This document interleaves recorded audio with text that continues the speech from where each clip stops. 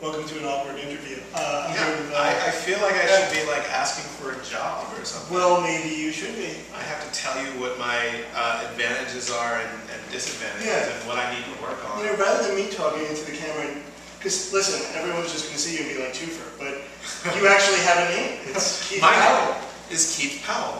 And first of all, I need just a list of references. Yeah. No, I don't have any.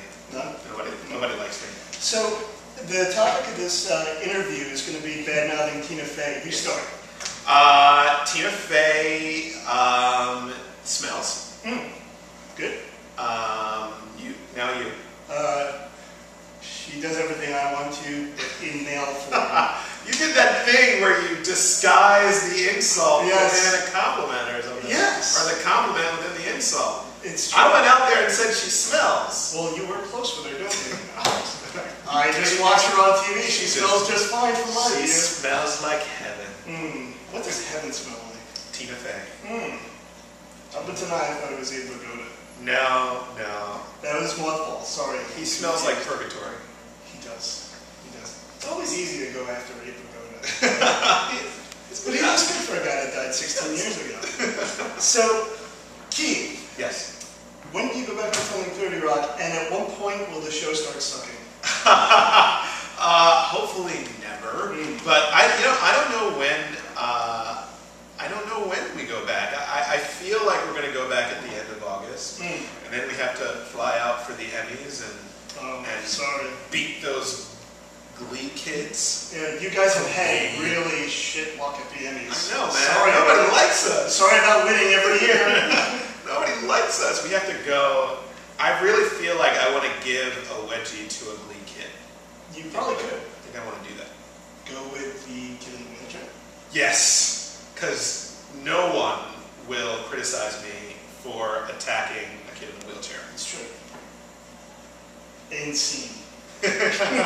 so you go back and do you know anything about this upcoming season? Like, I do know that we're going to do a live episode on October 14th. I mean, just as like a particular fan of the show, you know, like a lot of people come up to me in the street and say, "I love your show," and I respond, "So do I," because I kind of feel like I'm like just a fanboy of the show, you know. Right.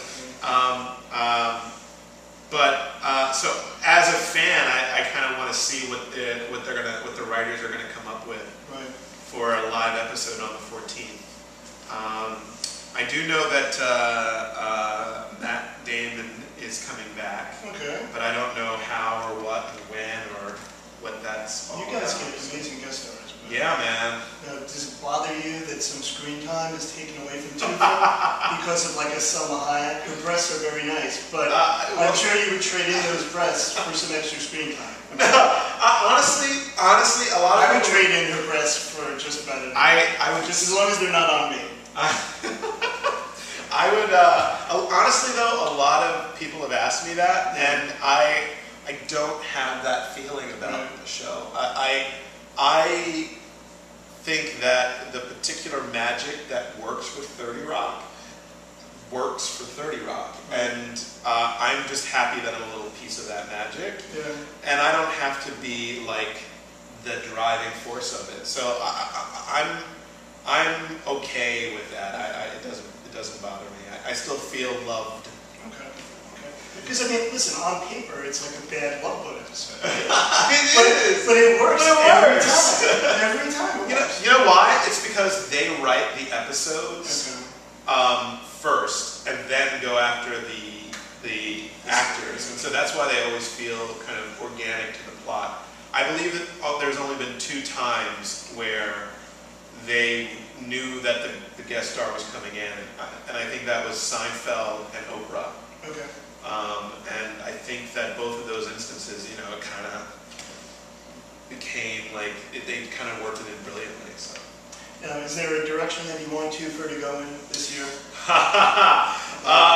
You know, a brother, Alfonso Ribeiro. No, I want a dad. I want Bill Cosby to be my father.